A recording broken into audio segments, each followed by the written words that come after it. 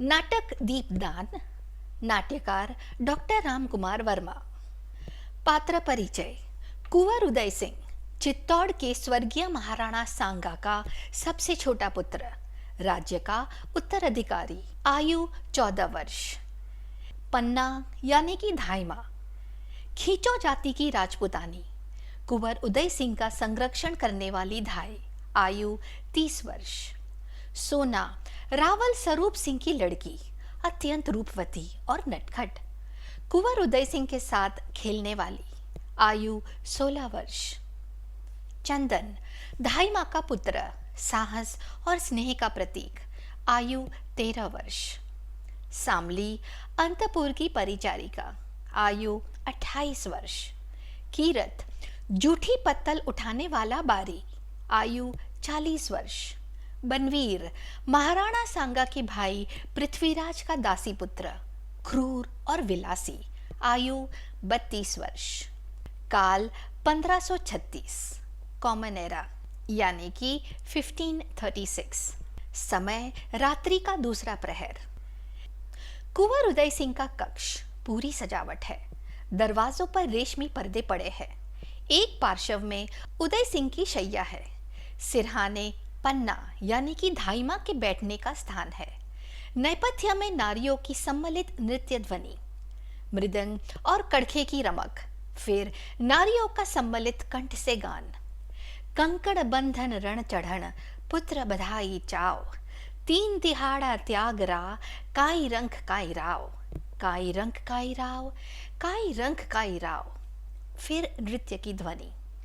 घर आता धर्म पलटता, त्रिया पड़नता ताव, ए तिमी हूँ दिन मरण रा, काई रंख काई राव, काई रंख काई राव, काई रंख काई राव। यह संगीत नेपथ्य में धीरे धीरे हल्का सुनाई पड़ता है। उदय सिंह दौड़ता हुआ आता है और पुकारता है, धाई माँ, धाई माँ। कोई उत्तर नहीं मिलता। अपने आप, धाई माँ कहाँ है? फिर पुकार कर, धाई माँ। पन्ना भीतर से आती हुई, क्या है कुंवर? देखकर, अरे सांझ हो गई और तुमने अभी तक अपनी तलवार म्यान में नहीं रखी। उदय सिंह, धाई माँ देखो ना, कितनी सुंदर सुंदर लड़कियां नाच रही है, गीत गाती हुई तुलजा भवानी के सामने नाच रही है, चलो ना, देखो ना। पन्ना, मैं नहीं देख सकूंगी लाल। उदय सिंह, नहीं धाई माँ, चलो ना, थोड़ी देर के लिए चलो ना। नहीं कुंवर, मुझे इस समय नाच देखना अच्छा नहीं लगता। क्यों नहीं अच्छा लगता? मैं तो उन्हें बड़ी देर तक देखता रहा, और वे भी तो मुझे बड़ी देर तक देखती रही धाई माँ। मैं कितना अच्छा हूँ धाई माँ। बहुत अच्छे हो, तुम तो चित्तौड़ की सूरज हो, महाराणा सांगा जी के छोटे कुंवर। सूरज की तरह तुम्हारा उदय हुआ है, तभी तो तुम्हारा नाम कुंवर उदय सिंह रखा गया है। अच्छा, यह बात है। पर क्या रात में भी सूरज का उदय होता है? मैं तो रात में भी हंसता खेलता रहता हूँ। दिन में तो तुम चित्तौड़ के सूरज हो कुंवर, और रात में तुम राजवंश के दीपक हो, महाराणा सांगा की कुल दीपक। कुल दीपक? कहीं तुम मुझे दान न कर देना धाई माँ। वे नाचने वाली लड़कियां तुलजा भवानी की पूजा में दीप दान करके ही नाच रही है। वे दीपक छोटे से कुंड में कैसे नाचते हैं धाई माँ? मचले हुए स्वर में, चलो ना धाई माँ, तुम उनका दीपदान देख लो। जिस तरह उनके दीपक नाचते हैं, उसी तरह वे भी नाच रही है। मैं इस समय कुछ नहीं देखूंगी कुंवर। तो जाओ, मैं भी नहीं देखूंगा। मैं उदय सिंह भी नहीं बनूंगा, और कुलदीपक भी नहीं, कुछ नहीं बनूंगा। रूठ गए कुंवर, रूठने से राजवंश नहीं चलते। जाओ विश्राम करो। देखो, तुम्हारे कपड़ों पर धूल छा रही है। दिन भर तुम तलवार का खेल खेलते रहे, थक गए होंगे। जाओ शैया पर सो जाओ, मैं तुम्हारी तलवार अलग रख दूंगी। तब तो मैं तलवार के साथ ही सो जाऊंगा। अभी वह समय नहीं आया कुंवर। चित्तौड़ की रक्षा में तुम्हें कई दिनों तक तलवार के साथ ही सोना पड़ेगा। तुम्हें तलवार से डर लगता है जो बार बार तलवार रखने को कहती हो? तलवार से डर? चित्तौड़ में तलवार से कोई नहीं डरता कुंवर। जैसे लता में फूल खिलते हैं ना, वैसे ही वहां वीरों के हाथों में तलवार खिलती है, तलवार चमकती है। उदय सिंह उसी तरह रुखे स्वर में, अब मेरा मन बहलाने लगी। तुम नाच देखने नहीं चलती तो मैं ही अकेला चला जाऊंगा। मैं जाता हूं। जाने को उद्यत होता है। पन्ना, नहीं कुंवर, तुम कभी रात में अकेले नहीं जाओगे। चारों तरफ जहरीले सर्प घूम रहे हैं, किसी समय भी तुम्हें डस सकते हैं। सर्प? कैसा सर्प? तुम नहीं समझोगे कुंवर, जाकर सो जाओ, थक गए होंगे। भोजन के लिए मैं जगा दूंगी। नहीं माँ, आज ना मैं भोजन करूंगा और ना अपनी शैया पर ही सोऊंगा। प्रस्थान के लिए उद्यत। पन्ना रोकते हुए, सुनो सुनो कुंवर। उदय सिंह का प्रस्थान। चले गए। कुंवर का रूठना भी मुझे अच्छा लगता है, मना लूंगी। नाच गान दीपदान, इसी से चित्तौड़ की रक्षा होगी। चित्तौड़ में यह बहुत हो चुका, बहुत हो चुका। और अब तो बनवीर का राज्य है। नुपुर नाद करते हुए एक किशोरी का प्रवेश। किशोरी, धाई माँ को प्रणाम। पन्ना, कौन? मैं हूँ सोना, रावल रूप सिंह की लड़की। कुंवर जी कहाँ है? वे थक गए हैं, सोना चाहते हैं। सोना चाहते हैं? मैं भी तो सोना हूँ। चुप रहे सोना, कुंवर जी रूठ कर सोने चले गए हैं।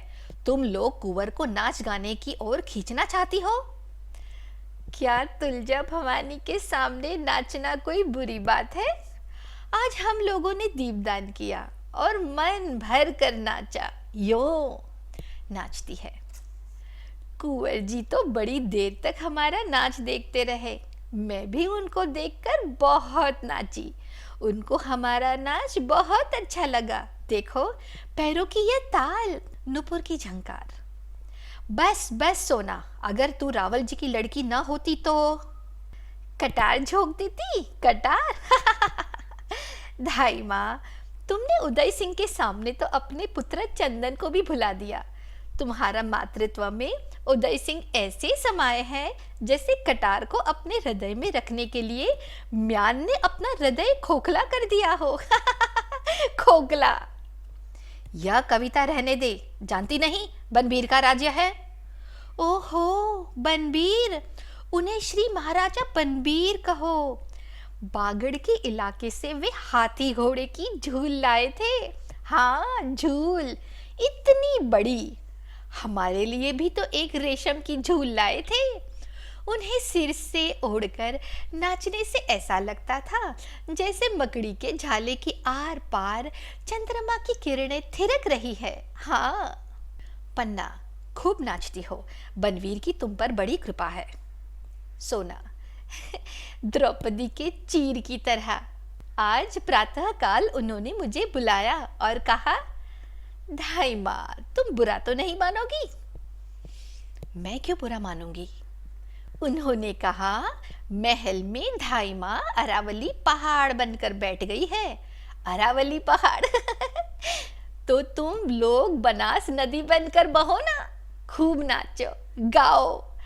यो आज कोई उत्सव का दिन नहीं था, फिर भी उन्होंने कहा, मेरे बनवाए हुए मयूर पक्ष कुंड में दीपदान करो। मालूम हो जैसे भवसागर में आत्माएं तैर रही हो, या जैसे मेघ पानी पानी हो गए हो और बिजलियां टुकड़े टुकड़े हो गई हो। पन्ना, बड़ी उमंग में हो आज। सोना, दीपक के साथ उमंगे भी लौ देने लगी है धाई माँ। सारा जीवन ही एक दीपावली का त्योहार बन गया है। तो यही त्योहार मना रही हो तुम। मैं ही क्या, सारे नगर निवासी यह त्योहार मना रहे हैं। नहीं मना रही हो तो तुम, धाई माँ तुम। पहाड़ बनने से क्या होगा, राजमहल पर बोझ बनकर जाओगी, बोझ।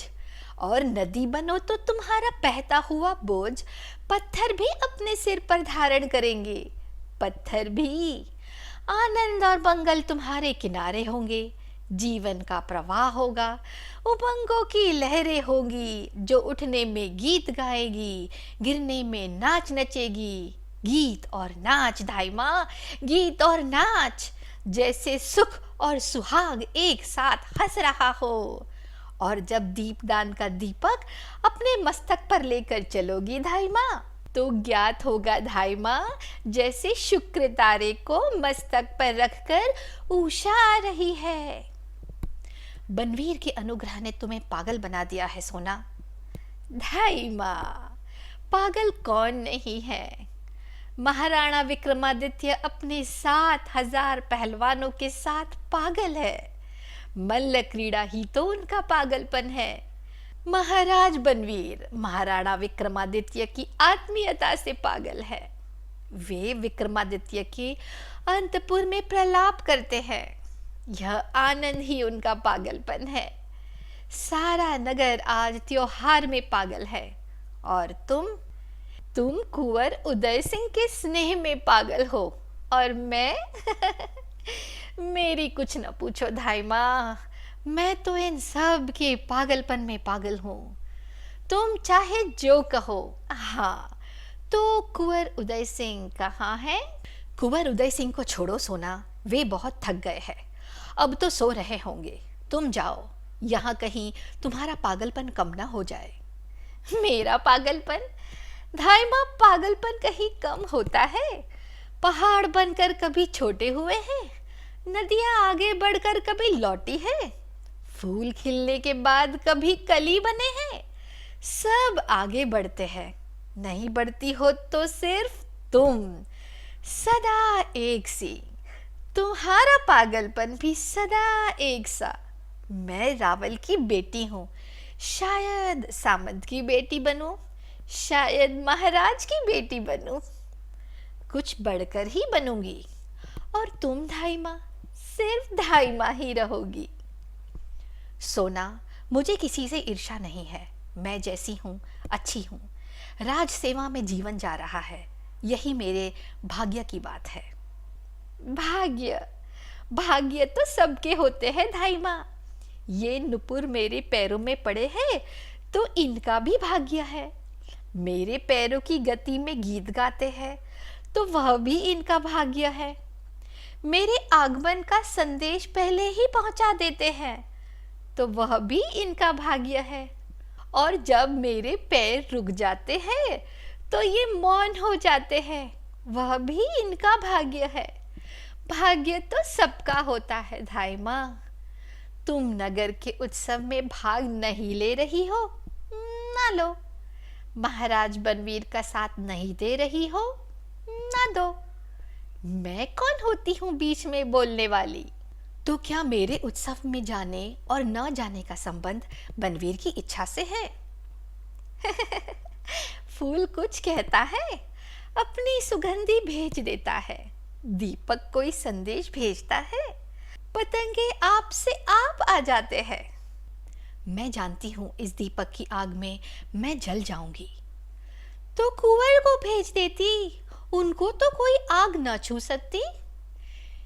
कैसे भेज देती? इतने आदमियों के बीच उसे कैसे भेज देती? महाराज सांगा के वंश के एक वही तो उजाले है। महाराणा रतन सिंह 3 ही वर्ष राज करके सूर्यलोक चले गए। विक्रमादित्य भी बनबीर की कूटनीति से अधिक दिनों तक। धाई माँ, तुम विद्रोह की बात करती हो। आंधी में आग की लपट तेज होती है सोना।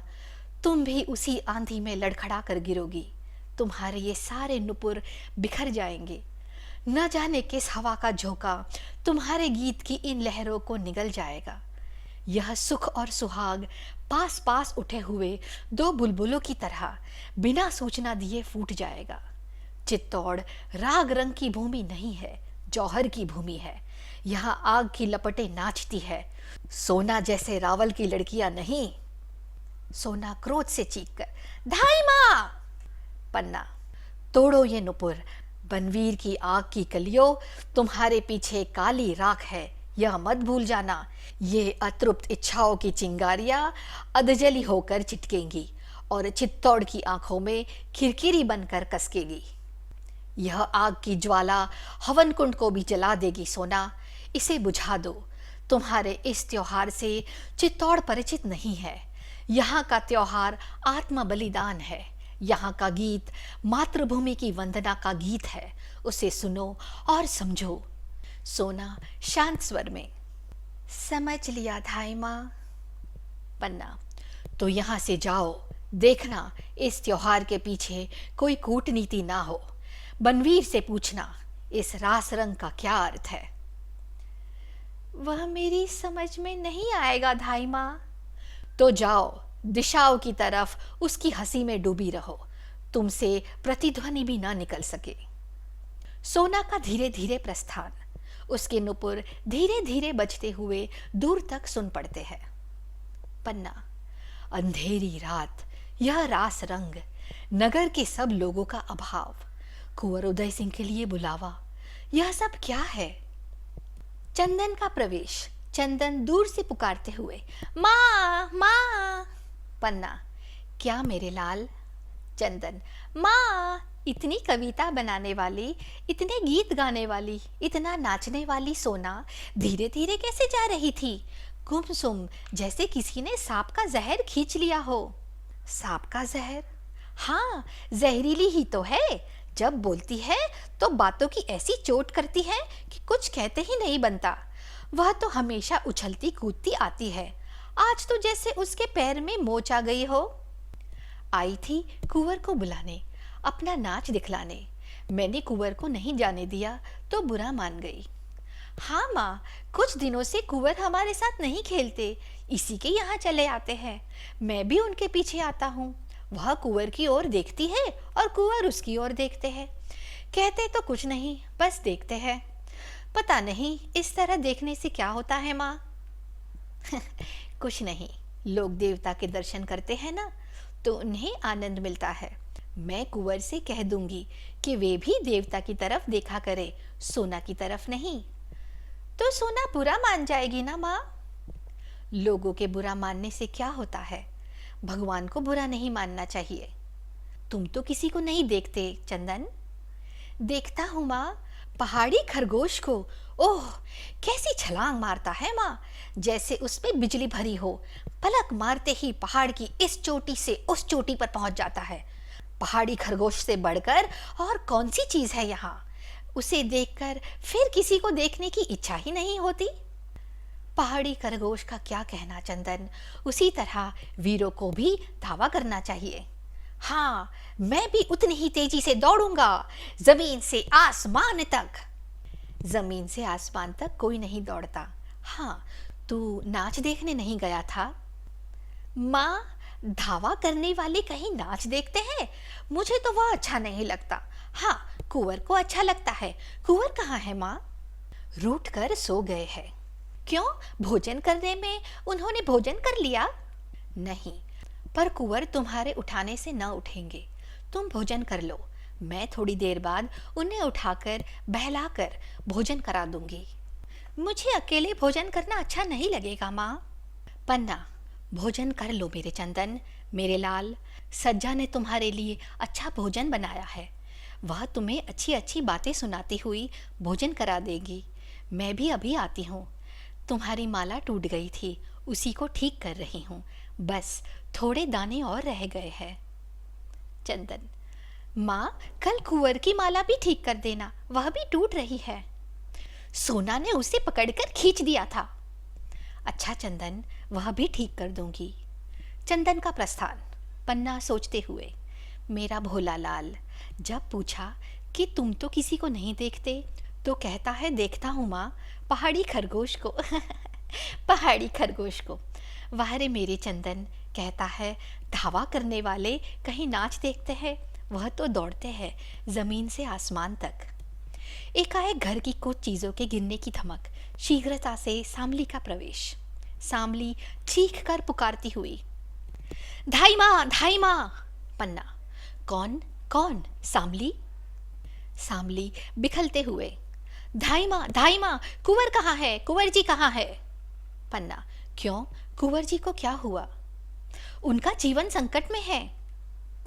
कहाँ, कैसे? यह तुम क्या कह रही हो? सामली, उनका जीवन बचाओ धाई माँ। पन्ना चीख कर, सामली कहाँ है कुंवर जी? अंदर की तरफ भागती है। सामली बिखलते हुए, हाय सर्वनाश हो गया। क्या मेवाड़ को ऐसे ही दिन देखने थे? क्या चित्तौड़ के साके का यही फल होना था? हाय क्या हो रहा है? तुलजा भवानी, तुम चित्तौड़ की देवी हो, कैसे कहूँ कि तुम्हारे त्रिशूल में अब शक्ति नहीं रही। मेवाड़ का भाग्य। पन्ना फिर प्रवेश कर, सो रहा है, मेरा कुंवर सो रहा है, कहीं तो कुछ नहीं हुआ।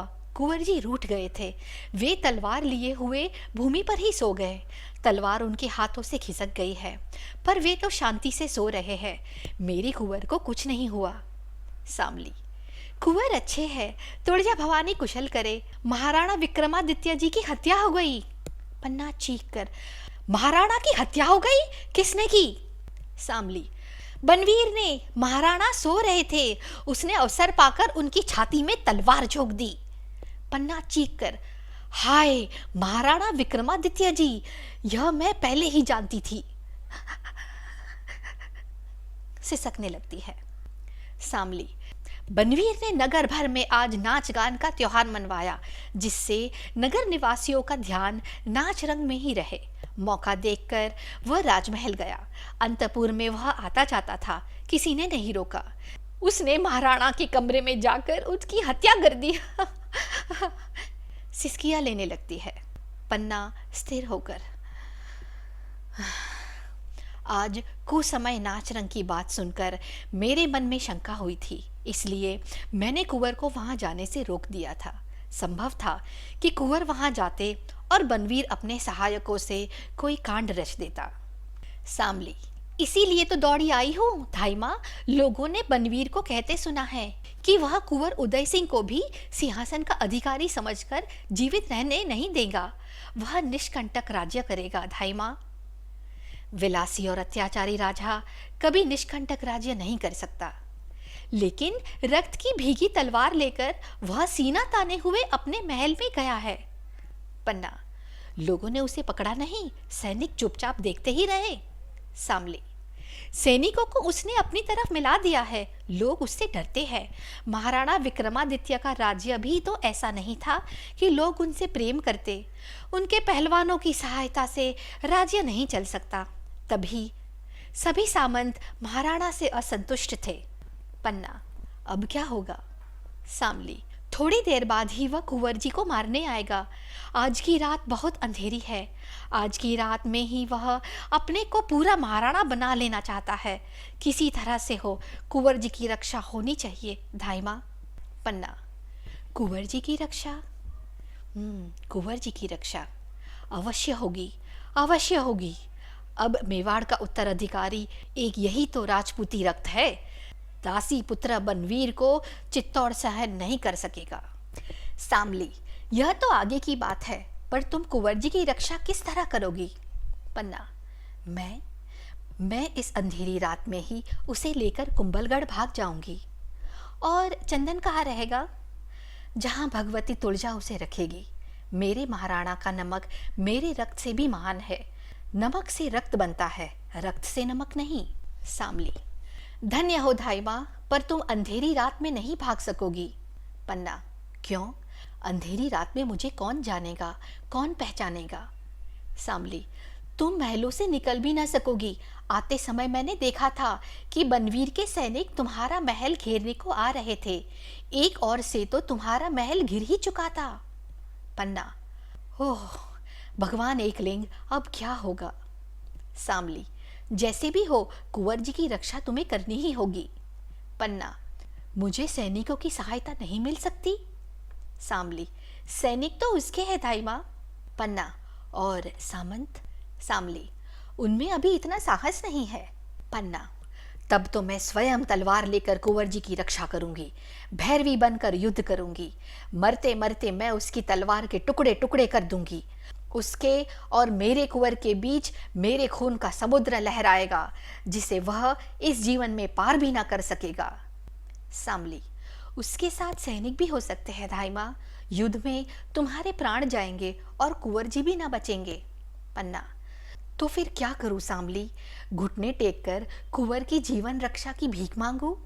बनवीर मनुष्य है, उसके मन में कुछ तो दया होगी। सामली, राजा का हत्या करने के बाद दासी पुत्र मनुष्य है, वह जंगली पशु से भी गया बीता है। पन्ना, फिर मेरे कुंवर कैसे बचेंगे, कैसे बचेंगे मेरे कुंवर? सामली, उसका उपाय मैं क्या बताऊं धाई माँ, मैं तो महल की एक परिचारिका हूँ, मैं क्या कहूँ, पर इतना कह जाती हूँ कि वह क्रूर और अत्याचारी बनवीर आता ही होगा। सर्प की तरह उसकी भी दो जीभें हैं, जो एक रक्त से नहीं बुझेगी, उसे दूसरा रक्त भी चाहिए, और वह कुंवर का। तुम कुछ बोल नहीं रही हो धाई माँ, आंखें बंद करके क्या सोच रही हो? पन्ना, भगवती तुलजा का ध्यान कर रही हूँ कि मुझे शक्ति दे कि मैं कुंवर की रक्षा कर सकूं। सामली, इस समय कुंवर की रक्षा शक्ति से ना हो सकेगी, कोई युक्ति ही काम दे सकती है। चौंक कर, कौन आ रहा है? पन्ना जोर से, दरवाजे पर कौन है? कीरत बारी का प्रवेश। कीरत, अन्नदाता कीरत बारी हो, धाई माँ के चरण लागो। पन्ना, कीरत तुम हो, आ गए, बाहर तो कोई नहीं है। कीरत, अन्नदाता बाहर सिपाहियों का डेरा लग रहा है, जान नहीं पड़ता अन्नदाता को आधी रात को जे का हो रहा है, पेड़ में किसी का भी पैसारा नहीं हो पाता, मैं तो बारी ह, इससे कोई कुछ बोला नहीं। तो तुम बेखटके चले आए? अन्नदाता, मैं तो जूठी पत्तल उठाता हूँ, कोई माल मत्ता तो मेरे पास है नहीं, टोकरी है और उसमें पत्ते हैं। कुंवर जी ने ब्यारू कर ली धाई माँ, मैं जूठन पालू? नहीं, कुंवर जी जुग जुग जिए धाई माँ, जब से कुंवर जी बूंदी से आए हैं तब से सगर महल में उजियारा फैल गया है। राणा विक्रमाजीत जब हर भोजन करेंगे तो धाई माँ अपना चोर छत्तर कुंवर जी को हो तो सौंपेंगे, और जब कुंवर जी राणा होएंगे तो सगर जहान उनको बंदगी करने आएगा। सच जानो धाई माँ, कुंवर जी के स्वरूप दर्शन दाखिल है, मैं तो उनके लिए अपनी जान तक हाजिर कर सकता हूँ। ठहर कर, धाई माँ कुछ सोच रही है? पन्ना चौंक कर, हाँ सोच रही हूँ।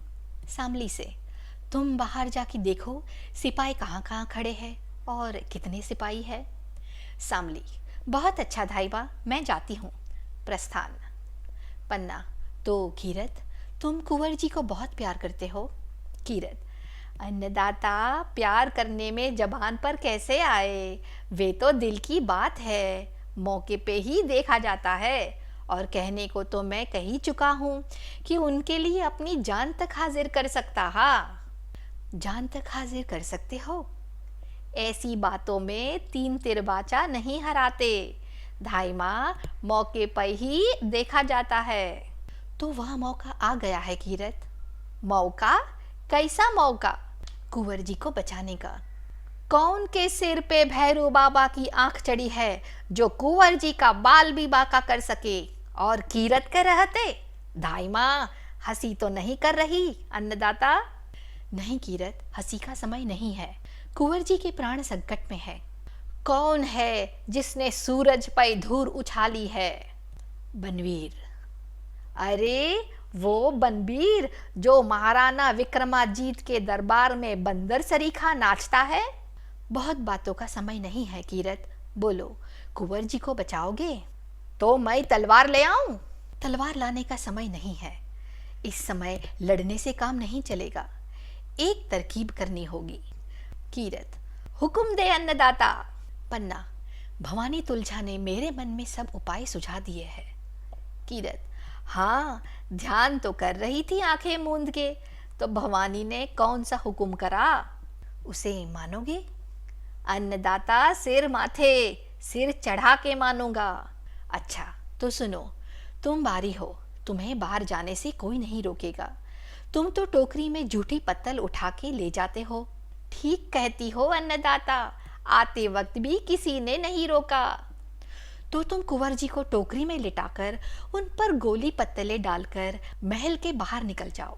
वाह अन्नदाता ने खूब सोचा, खूब सोचा। मैं ऐसे ही निकल जाऊंगा कि सिपाही लोग मुंह देखते ही रह जाएंगे। तो कुंवर जी कहाँ हैं? सो रहे हैं, आज भूमि पर ही सो गए। उन्हें धीरे से उठाकर अपनी टोकरी में सुला लेना, वे जागने ना पाए। अन्नदाता, उनको पता भी नहीं चलेगा कि कहाँ से कहाँ सो रहे हैं। पन्ना गहरी सांस लेकर, चित्तौड़ का राजकुमार पत्तल ओढ़ के सोएगा, कौन जानता था। कीरत, यह सब भाग की बात है अन्नदाता। आज पत्तल ओढ़ के सोएंगे, कल साल दुशाला ओढ़ेंगे। पन्ना, तो तुम जाओ, जल्दी करो। कीरत, बहुत अच्छा अन्नदाता, कुंवर जी कहाँ है? पन्ना, मेरे कमरे में नीचे ही सो गए हैं, तुम उन्हें उठा के तो ले जा सकोगे? अन्नदाता, अगर हुक्म दे तो बनवीर तक को सिर पे उठा के ले आ सकता हूँ। पन्ना, ठीक है, तुम्हारी टोकरी तो काफी बड़ी है। अन्नदाता, आपके जस ने ही तो मेरी टोकरी बड़ी कर दी है। सारे राजमहल की पत्तलें छोटी टोकरी में कैसे आ सकती है? और अन्नदाता, आज तो बनवीर के साथ बहुत सामंतों ने खाया है। मैंने भी सोचा आज बड़ी टोकरी ले चलूं, सो वो ही लाया हूँ। पन्ना, तो चलो, मैं तुम्हारी मदद कर देती हूँ। कीरत, अन्नदाता, आप तकलीफ ना उठाए, मैं सब कर लूँगा। पन्ना, और हाँ, कुंवर जी को लेकर तुम बैरिस नदी के किनारे मिलना, वहाँ जहाँ श्मशान है। कीरत, ठीक है अन्नदाता, वहीं मिलूंगा, वहाँ मुझ पे किसी भी आदमी की नज़र ना पड़ेगी। पन्ना, आज तुम जैसे एक छोटे आदमी ने चित्तौड़ के मुकुट को संभाला है, एक तिनके ने राज सिंहासन को सहारा दिया है, तुम धन्य हो। कीरत, अन्नदाता, धन्य तो आप है कि मुझको आपने ऐसी सेवा करने का काम सौंपा है, तो मैं चलूं? सामली का प्रवेश। सामली, धाइमा, महल चारों तरफ सिपाहियों से घिर गया। उत्तर की तरफ से 7 सिपाही है, बाकी तीनों तरफ 20-20 सिपाही पहरा दे रहे हैं। शायद उत्तर की तरफ के सिपाही बनवीर को लेने गए हैं। पन्ना, कोई चिंता की बात नहीं सामली, तुम यहीं ठहरना, मैं अभी आती हूँ। सामली, देख के क्या करोगी? मैं तो देख आई हूँ, कुंवर को बचाने का कोई उपाय सोचो। पन्ना, मैं अभी आती हूँ। कीरत से, चलो कीरत। दोनों का प्रस्थान। सामली, न जाने धाइमा क्या सोच रही है, कीरत बारी भी तब से यही बना है, क्या होगा? हाय, बनवीर ने महाराणा को रक्त से नहला दिया। दुष्ट बनवीर, तुझे नरक में भी चैन ना मिलेगा। कुंवर उदय सिंह पर आंख लगाई है। भवानी, कुंवर की रक्षा करो, रक्षा करो। पन्ना का प्रवेश। पन्ना, अब ठीक है, कुंवर की रक्षा हो गई है। सामली प्रसन्नता से, हो गई, हो गई, हो गई, कैसे? पन्ना, कीरत ने अपनी टोकरी में कुंवर को सुला दिया, ऊपर से पत्तलें ढक ली और उन पर पानी छिड़क दिया। वह उन्हें लेकर बेखटके महल से बाहर हो जाएगा, कोई उससे कुछ पूछेगा भी नहीं। कुंवर जी बच गए, कुंवर जी बच गए। सामली, वाह वाह धाइमा, बहुत अच्छा सोचा, बहुत अच्छा सोचा। सिपाही समझेंगे कि बारी जूठी पत्तलें ले जा रहा है, उससे कोई कुछ पूछेगा भी नहीं। कुंवर जी बच गए। पन्ना, चित्तौड़ के भाग्य से ही वे बचेंगे। सामली, जरूर बचेंगे, पर धाइमा, वह सब तुम्हें किसने सुझाया? पन्ना, भवानी ने। मैंने आंख बंद कर उनका ध्यान किया, उसी समय बारी आया। उसने कहा, मैं तो जूठी पत्तल उठाता हूँ, कोई मालमत्ता तो मेरे पास है नहीं, टोकरी है और उसमें पत्ते हैं, बस। भवानी ने यही बात मुझे सुझा दी। सामली, पर एक बात है धाइमा। पन्ना, क्या? सामली, बनवीर यहाँ जरूर आएंगे, वे तुम्हारे महल में कुंवर जी को खोज करेंगे। जब वे कुंवर जी को ना पाएंगे तो तुमसे पूछेंगे तो तुम क्या उत्तर दोगी? पन्ना, कह दूंगी कि मैं नहीं जानती। सामली, इससे वे नहीं मानेंगे। क्रोध में आकर अगर उन्होंने तुम्हारे ऊपर तलवार चला दी तो कुंवर जी तुम्हारे बिना कैसे जिएंगे? पन्ना, मैं अपने प्राणों की भिक्षा मांगूंगी, जो चित्तौड़ की किसी नारी ने नहीं मांगी। ऐसी विचित्र भिक्षा वे अवश्य दे देंगे। बनवीर के सिर पर खून चढ़ गया है, वे दैत्य बन गया है, कुंवर जी को न पाकर वह तुम्हें जरूर मार डालेगा। पन्ना, मुझे उसकी चिंता नहीं है सामली। सामली, पर चिंता कुंवर जी की है, तुम्हारे बिना वे भी तो जीवित नहीं रहेंगे। फिर तुम्हारा बलिदान चित्तौड़ के किस काम आएगा? कुंवर जी को तो जीना ही चाहिए। पन्ना, सचमुच कुंवर जी मेरे बिना नहीं जिएंगे।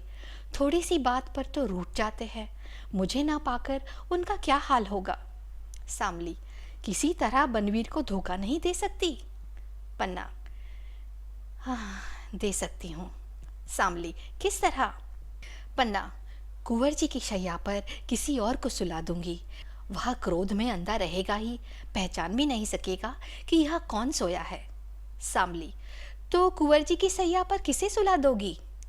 पन्ना, किसे सुला दूंगी? सामली, मेरे हृदय पर वज्र गिर रहा है, मेरे आंखों में प्रलय का बादल घुमट रहा है, मेरे शरीर के एक एक रोम पर बिजली तड़प रही है। सामली, धाई माँ, संभल जाओ, ऐसी बातें ना कहो, कुंवर की शैया पर।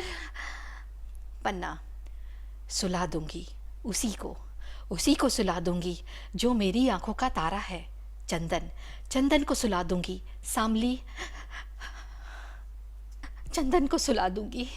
उस नन्हे से लाल को हत्यारे की तलवार के नीचे रख दूंगी। कह दूंगी कि इसके नन्हे से कलेजे पर हल्की सी चोट करना। बेचारा अभी बालक है, भीषण प्रहार से मेरा लाल चौक उठेगा। सामली, धाई माँ, ऐसा मत कहो, ऐसा मैं नहीं सुन सकूंगी। महल के किसी कोने में छिपी रहूंगी। हाय, तुम क्या कह रही हो? ऐसा मत करना धाई माँ, ऐसा मत करना। मैं जाती हूँ, ऐसा मैं नहीं सुन सकूंगी। प्रस्थान। पन्ना, चली गई, कहती है ऐसा मैं नहीं सुन सकूंगी। जो मुझे करना है वह सामली सुन भी ना सकेगी। भवानी, तुमने मेरे हृदय को कैसा कर दिया। मुझे बल दो कि मैं राजवंश की रक्षा में अपना रक्त दे सकूं, अपने लाल को दे सकूं। यही राजपूतानी का व्रत है, यही राजपूतानी की मर्यादा है, यही राजपूतानी का धर्म है। मेरा हृदय वज्र बना दो, माता के हृदय के स्थान पर पत्थर रख दो, जिससे ममता का स्रोत बंद हो जाए। भवानी, मैं चित्तौड़ की सच्ची नारी बनूं, खींची राजपूतानी अपने रक्त से मंगल तिलक करे। नेपथ्य में चंदन का स्वर, माँ माँ माँ। चंदन का प्रवेश। चंदन, माँ देखो, मेरे पैर में चोट लग गई, यह रक्त निकल रहा है। पन्ना, कहाँ रक्त निकल रहा है? लाओ देखो मेरे लाल। ओहो हो, अंगूठे में यह चोट कैसे लगी? रक्त निकल रहा है, कितना रक्त निकल रहा है। लाओ इसे बांध दूं। अपनी साड़ी से कपड़े का एक टुकड़ा फाड़ती है। सीधा पैर करो। हाँ ठीक, इसे बांध देती हूँ। बांधते हुए, वह चोट कैसे लगी लाल? मैं जैसे ही भोजन करके उठा माँ, सज्जा ने कहा कि महल चारों तरफ सिपाही इकट्ठा हो रहे हैं। मैं देखने के लिए ऊपर के झरोखे में चढ़ गया। अंधेरे में कुछ दिखाई नहीं दिया। ऐसे ही मैं नीचे कूदा और एक टूटा हुआ शीशा अंगूठे में चुभ गया। कोई बात नहीं माँ, रक्त तो निकला ही करता है, पर ये सिपाही महल के चारों तरफ क्यों इकट्ठे हो रहे हैं? पन्ना, आज नाच रंग का दिन है ना, वही सब देखने के लिए आए होंगे, या फिर सोना ने उन्हें बुलाया होगा, वह नीचे नाच रही होगी। चंदन, माँ, सोना अच्छी लड़की नहीं है। मैं कल उससे कहूँगा माँ कि कुंवर जी को अपना नाच न दिखाया करे, उनका मन आखेट करने में नहीं लगता। पन्ना, मैं भी उसे समझा दूंगी चंदन।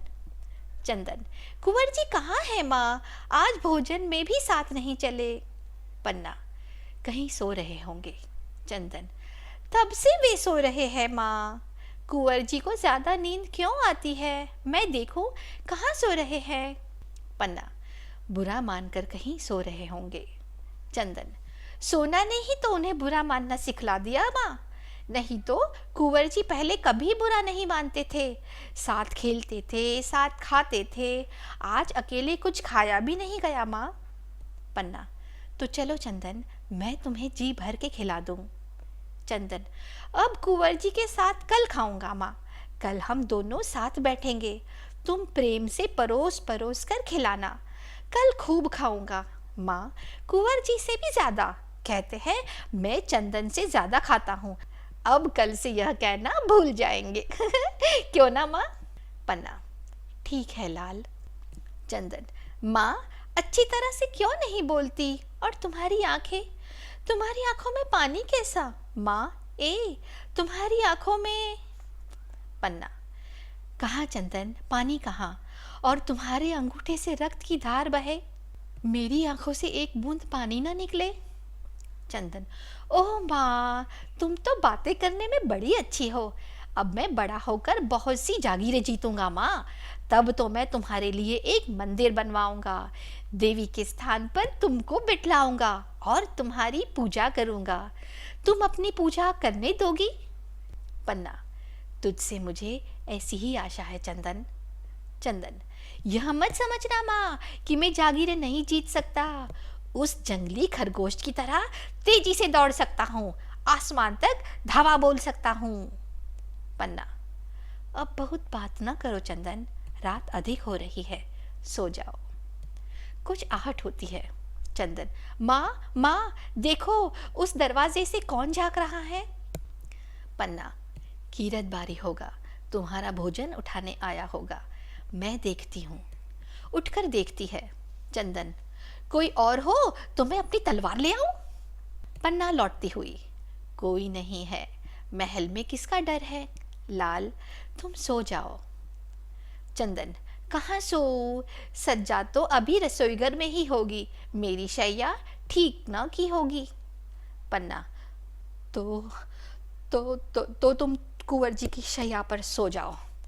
शैया ठीक होने पर तुम्हें उस पर लिटा दूंगी। और कुंवर जी बुरा मान गए तो? मैं कुंवर जी को समझा दूंगी, तुम्हारे लेटने से कुंवर जी की शैया मैली तो ना हो जाएगी।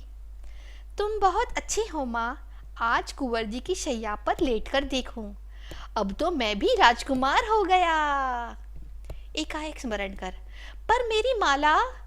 राजकुमार के गले में माला होती है ना, तुमने मेरी टूटी माला गूंथ दी? पन्ना, नहीं गूंथ पाई लाल, सांवली आ गई थी। चंदन, कल गूंथ देना, भूलना नहीं माँ। शैया पर लेटता है। आह माँ, कितनी नरम शैया है, जी होता है सदा इसी पर सोता रहूं। चंदन, क्या हुआ माँ? कुछ नहीं, आज मेरा जी कुछ अच्छा नहीं है, कभी कभी कलेजे में शूल सी उठती है। तुम सो जाओ तो मैं भी सो जाऊंगी। मैं किसी वैद्य के यहाँ जाऊं माँ? नहीं, वैद्य के पास इसकी दवा नहीं है। यह आपसे आप टूटती है और आपसे आप शांत हो जाता है। तुम सो जाओ, मैं भी कुंवर को खिलाकर जल्दी सो जाऊंगी। अच्छा माँ, तुम्हारी आज्ञा नहीं टालूंगा। लो, अब मैं आंखें बंद कर लेता हूँ। पन्ना, सो जाओ, चित्तौड़ की अच्छी कहानियों को सोचते सोचते सो जाओ।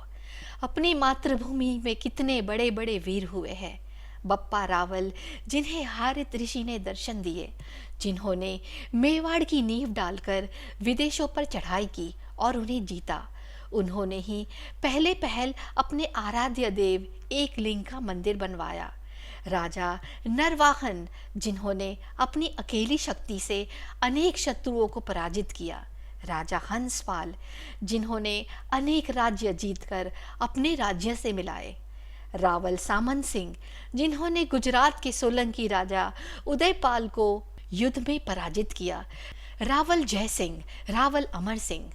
चंदन चौंक कर, माँ, मैं आंखें बंद कर तुम्हारी बातें सुन रहा था कि एक काली छाया मेरे सिर के पास आई और उसने मुझे मारने को तलवार उठाई। माँ, वह काली छाया। पन्ना, मैं तो तुम्हारे पास बैठी हूँ लाल, यहाँ कौन सी काली छाया आएगी? चंदन, कोई छाया नहीं आएगी माँ, पर न जाने क्यों नींद नहीं आ रही है। तुम मुझे कोई गीत सुना दो तो सुनते सुनते सो जाऊं। पन्ना, अच्छी बात है मेरे लाल, मैं गीत ही गाऊंगी, अपने लाल को सुला दूं। करुण स्वर में गीत गुनगुनाती है। उड़ जा रे पंखेरुआ सांझ पड़ी, चार पहर बाठलड़ी जोही, मेड़िया खड़ी है खड़ी, उड़ जा रे पंखेरुआ सांझ पड़ी। डब डब भरिया नैन दिरी खड़ा, लग रही झड़ी ये झड़ी, उड़ जा रे पंखेरुआ सांझ पड़ी, तेरी फिक्र हूँ भई दीवानी, मुश्किल घड़ी ये घड़ी, उड़ जा रे पंखेरुआ। धीरे धीरे गान समाप्त होता है। पन्ना फिर पुकारती है, चंदन। चंदन के न बोलने पर पन्ना जोर से सिसकी लेती है। मेरा लाल सो गया। मैंने अपने लाल को ऐसी निंद्रा में सुला दिया कि अब यहाँ न उठेगा। ओ पन्ना, तूने अपने भोले बच्चे के साथ कपट किया है। तूने अंगारों की सेज पर अपने फूल से लाल को सुला दिया है। तू सर्पिणी है, सर्पिणी, जो अपने ही बच्चे को खा डालती है। जानबूझकर वे पुत्र की हत्या कराने जा रही है। हाय अभागिन माँ, संसार में तेरा भी जन्म होने को था। सिसकियाँ लेती है, फिर चंदन को संबोधित करते हुए, लाल, तुम्हारी माला में नहीं गुथ सकी। तुम्हारा जीवन अधूरा होने जा रहा है। माला कैसे पूरी होती? आज अंतिम दिन में तुम्हें अपने हाथों से भोजन भी ना करा सकी। आज तुम भूखे ही रह गए मेरे लाल।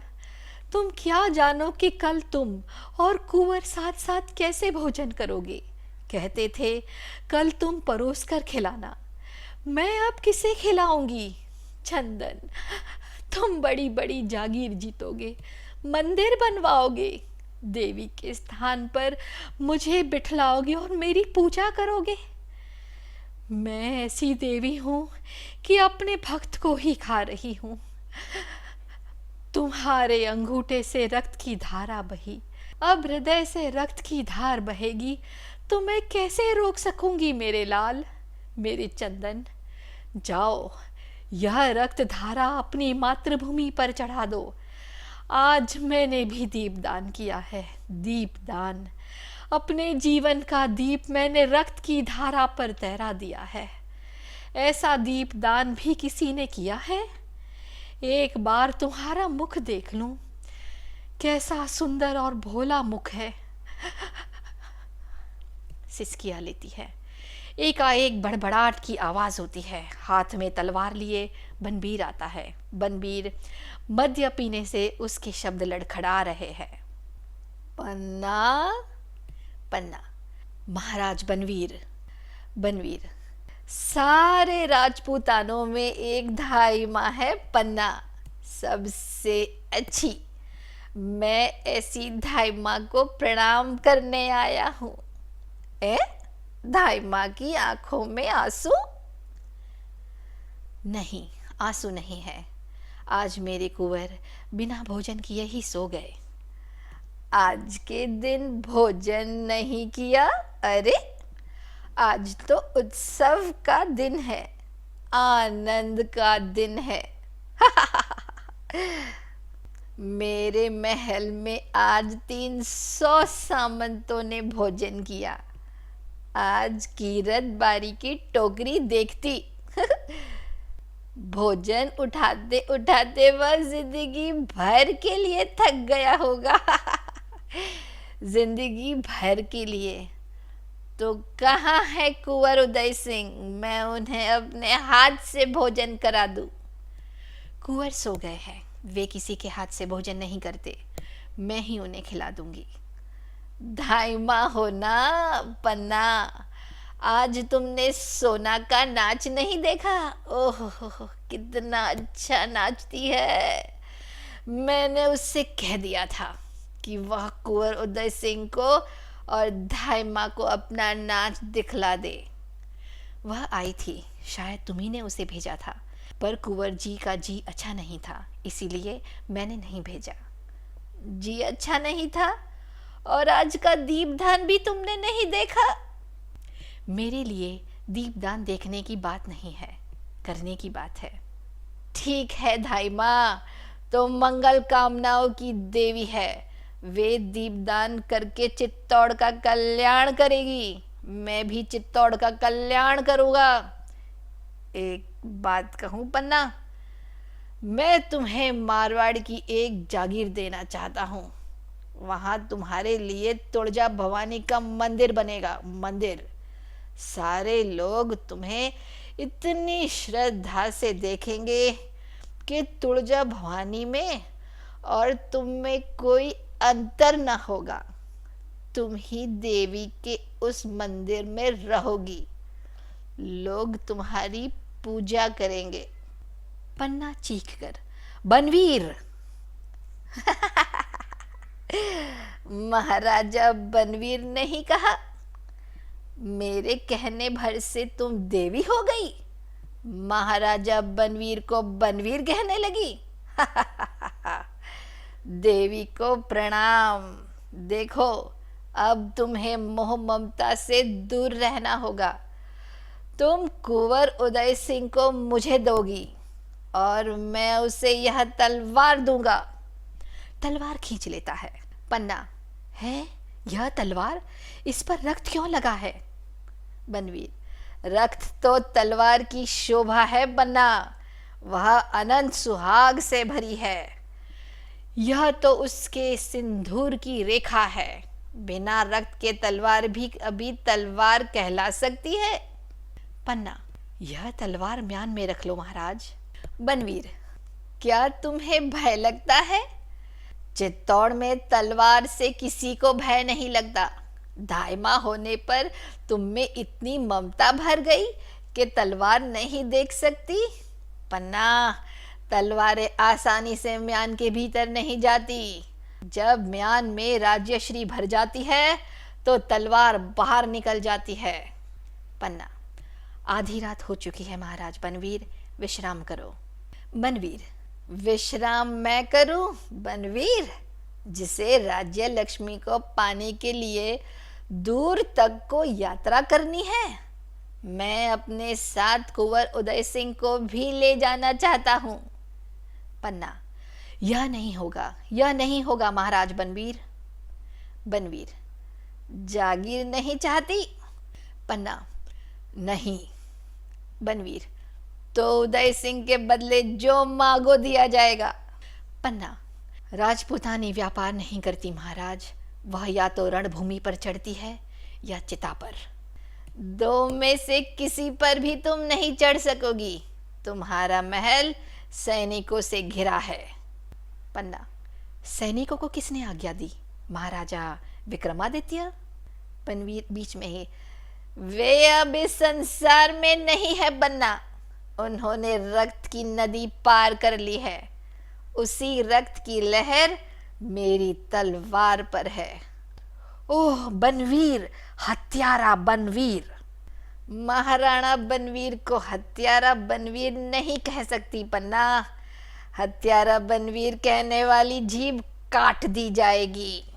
पन्ना, तो लो, मेरी जीभ काट लो और यहां से चले जाओ महाराणा विक्रमादित्य।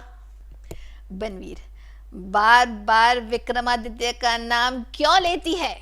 प्रेतों और पिशाचों को वह नाम लेने दो। यदि मेरा नाम लेना है तो जय जयकार के साथ नाम लो। पन्ना, धिक्कार है बनवीर, तुम्हारी माँ ने तुम्हें जन्म देते ही क्यों ना मार डाला? बनवीर, चुप रह दाई। बच्चे को पालने वाली, लोरिया सुनाने वाली एक साधारण दासी महाराणा से बात करती है। कहाँ है उदय सिंह? पन्ना, तू उदय सिंह को छू भी नहीं सकता। नीच नारकी महाराणा विक्रमादित्य की हत्या के बाद तू उदय सिंह को देख भी नहीं सकता। बनवीर, मैं नहीं देखूंगा, मेरी तलवार देखेगी। विक्रम के रक्त से सनी हुई तलवार अब उदय सिंह के रक्त से धोई जाएगी। पन्ना, ओह क्रूर बनवीर, तुम तो उदय सिंह की संरक्षक थे। रक्षा के बदले क्या तुम उसकी हत्या करोगे? नहीं नहीं, यह नहीं हो सकता, यह नहीं हो सकता। महाराणा बनवीर, तुम राज्य करो, चित्तौड़ पर, मेवाड़ पर, सारे राजपूताने पर राज्य करो, पर कुंवर उदय सिंह को छोड़ दो। मैं उसे लेकर सन्यासी हो जाऊंगी, तीर्थों में वास करूंगी। तुम्हारा मुकुट तुम्हारे माथे पर रहे, पर मेरा कुंवर भी मेरी गोद में रहे। बनवीर, महाराणा बनवीर, मुझे यह भिक्षा दे दो। बनवीर, दूर हट दासी, यह नाटक बहुत देख चुका हूँ। उदय सिंह की हत्या ही तो मेरे राज सिंहासन की सीढ़ी है। जब तक वह जीवित है तब तक सिंहासन मेरा नहीं होगा। तू मेरे सामने से हट जा। पन्ना, मैं नहीं हटूंगी, अपने कुंवर की शैया से दूर नहीं हटूंगी। बनवीर, उदय सिंह को सुला दिया है जिससे उसे मरने का कष्ट ना हो। उसका मुख भी ढक दिया है। वारी धाई माँ, बालक के मरने पर भी ममता का ध्यान रखती है। शैया से दूर हटो पन्ना, मैं उसे चीर निंद्रा में सुला दूं। पन्ना साहस से, नहीं, ऐसा नहीं होगा। क्रूर नराधम नारकी, ले मेरी कटार का प्रसाद ले। आक्रमण करती है। उसकी चोट बनवीर को ढाल पर सुनाई पड़ती है। बनवीर क्रूर अट्टहास करता है। हा हा हा हा हा हा, दासी क्षत्राणी, कर लिया कटार का वार। यह कटार मेरे हाथों में है, अब किससे वार करेगी? अब तुझे ही समाप्त कर दूं, लेकिन स्त्री पर हाथ नहीं उठाऊंगा। पन्ना, अबोध सोते हुए बालक पर हाथ उठाते हुए तेरा हृदय तुझे नहीं धिक्कारता, पापी। बनवीर शैया के समीप आकर, यही है मेरे मार्ग का कंटक। आज मेरे नगर में स्त्रियों ने दीपदान किया है, मैं भी यमराज को इस दीपक का दान करूंगा। यमराज, लो इस दीपक को, यह मेरा दीपदान है। उदय के धोखे में चंदन पर जोर से तलवार का प्रहार करता है।